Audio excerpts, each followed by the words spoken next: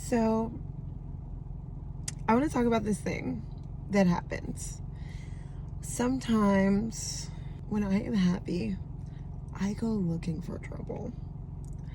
I can be perfectly fine. I can be okay with all of my problems and in this really content place. But then I will go out of my way to interact with someone or something that I know will cause me pain and stress. I don't even know why it's like that. And I guess it's like that because I didn't notice.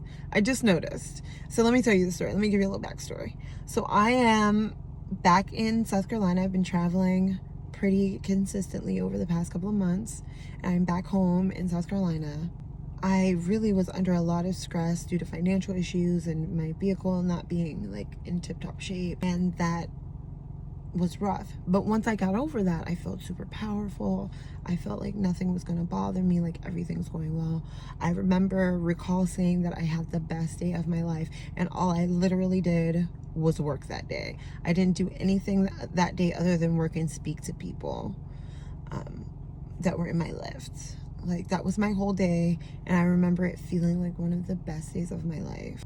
And then, as if some sort of defense mechanism defending me against my own joy and happiness, which I know it's ridiculous. It's definitely a subconscious sabotaging of myself. And so out of the blue, I just decide that I'm going to call my ex, who literally has insulted me on several occasions, has told people stories about me, has lied about me and to me, has played with my feelings, has made me feel less than, has made me feel trapped and like very unworthy, like through the actions that he was taking. Now, I know that he is like that. I know that if I am in contact with him, that he will love me to death for about a day. The longest I think he's gone, loving the fuck out of me, like calling me all the time, being really sweet, giving me things, just like the longest he has gone, like just loving me consistently has been a week. And I've been doing this for 2 years. So it's crazy that I would think that inviting that sort of person into my life while I'm at my happiest was a good idea. Well, I think it was definitely sabotage from me, because I remember saying, as I'm talking to him, I was like, I already know what you're gonna do. You're gonna pretend like you're so into me for just a day, and then you're just gonna disappear. That's what you do. That's your MO. Now, in the past, I have definitely given him more chance to ignore me by like calling him, texting him, blah, blah, blah. So this time I tried to go into it with a more level head. But I saw him in person. And we just vibed for a second. And he kissed me. And it was such a sweet moment for a moment. And then I was like, I know exactly what's going to happen next. What's going to happen next is you're going to just disappear. You're just going to disappear and act like I don't exist tomorrow. He was like, no, I'm not going to do that. I love you. I've been thinking about you every day. I feel like you're the one that got away. Like, I really love you, and you're always on my mind. I heard from him later that night. He said he was going to call me back once he got settled in home, and then I didn't hear from him again. Now, granted, I did not call or text him, because at this point, I'm just like, I've already played that game. I already know what you're gonna do. So, not even I already know what you're gonna do, because that's belittling the situation. What it is that I'm not going to allow you to ignore me. If you want to talk to me, if you feel as seriously about me as you said you did, then you should be calling me. Now, for that one day before I kissed him, and that like the day of the kiss or whatever, he had called me 7 times. I talked to this man 7 times throughout the day. So in love with me. So in love with me, he had to call me, FaceTime me several times for that day, for that one day. And then he did exactly what I said he was going to do and disappeared. So I finally text him. I let 3 days pass. And I finally text him just like, hey, I'm a little disappointed that you did exactly what I said you were going to do. Even after I expressed what I required and what I needed from you. It wasn't like this was like some like blank, oh, he didn't know that you would want to talk to him every day. I used to talk to this man every day. I used to talk to him every day. And I made it clear that it was not okay with me to not hear from him for days. I effectively communicated that. It wasn't like I was expecting him to read my mind or that he should just know to hit me up. No, I effectively communicated, hey, this is where I feel uncomfortable. If you want to be in my life, then I need you to meet me halfway. Just halfway. I'm not saying call, blow me up like you were doing, but at least acknowledge me on a daily basis. If you say you think about me every day, then why wouldn't you at least acknowledge me? Hey, shoot me a text message on a daily basis. I'm not saying talk to me all day, every day. I'm not saying call me every day, but at least acknowledge my existence every day because you think about me every day, right? So I say all of that to say that it's just so funny how you can self-sabotage yourself. Because I was looking for trouble. I knew exactly what I was getting myself into, and I went looking for it. And then to further take me further, I just fed right into it by even hitting him up in the first place. Because when I did finally like text him, he said, I see everything wrong. He said, I'm just busy, you're busy. So I was focused on work, which was hilarious to me because we used to work at the same job. I know exactly what you do. There was no need to focus outside of work. On your way home, on your 30-minute drive to and from work, that's what you were focused on, work? I'm clearly still triggered. I'm clearly still triggered. I'm still working it out, but I'm just saying, like, I went looking for that. And when he told me that I see everything wrong, and that he had good reason for not hitting me up. Because of course the phone works both ways.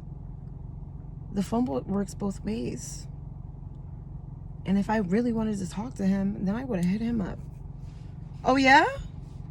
Oh yeah? Didn't I hit you up? But I had to hit you up, otherwise you wouldn't even have my phone number. I already made what is required to be in my life very clear. And you decided that that was too irrational. Like it was irrational for me to think that you would call me and you had been calling me? That was irrational? But obviously I wanted that. I wanted to feel like this. I wanted to be fucked up about something because I was too happy with where I was. So I went looking for my own drama. I created this whole thing in my head so that I could feel hurt. And really that's not 100% like what's going on here. What really the deeper reason that I'm going through all of this is so that I could learn and change, and so that I could really let go of things that I had no business inviting into my life. Like why invite someone into your life that has constantly hurt you?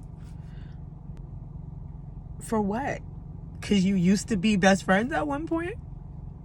Well, we haven't been for a long time. But I couldn't let go. I sought out that validation from him, which he definitely gave me when I saw him. Like, he was definitely, oh my God, you're so great. And, oh no, you aren't the problem. It's me, I just pushed you away. The universe is so funny. Because here I am chastising myself for pushing myself to a new stage of growth. Because, honey, before we would have just argued. We would have just argued. We would have just argued, not talked for a couple of days, and then we would have just repeated that cycle. But not today. Not today. Today, baby, you dead to me. I mean that with all love and respect. I will grieve for you. I will grieve for you because you were my friend at some point. I thought you were a great person. I saw true greatness and possibility in you in the same way that I see it in me. My heart raced for you. And I find it just like healing today. I feel so free, but still sad. And I think part of it is that I never really allowed myself to grieve him, because to me he was still some sort of faint possibility in my mind, like some sort of faint thought that he still existed out there. Well, now he don't exist to me, but it is what it is. And I'm grateful to the universe for that very valuable and tough fucking lesson. I'm grateful for the whole situation because it actually made me take a look at my old journals and read some love letters that I wrote to myself.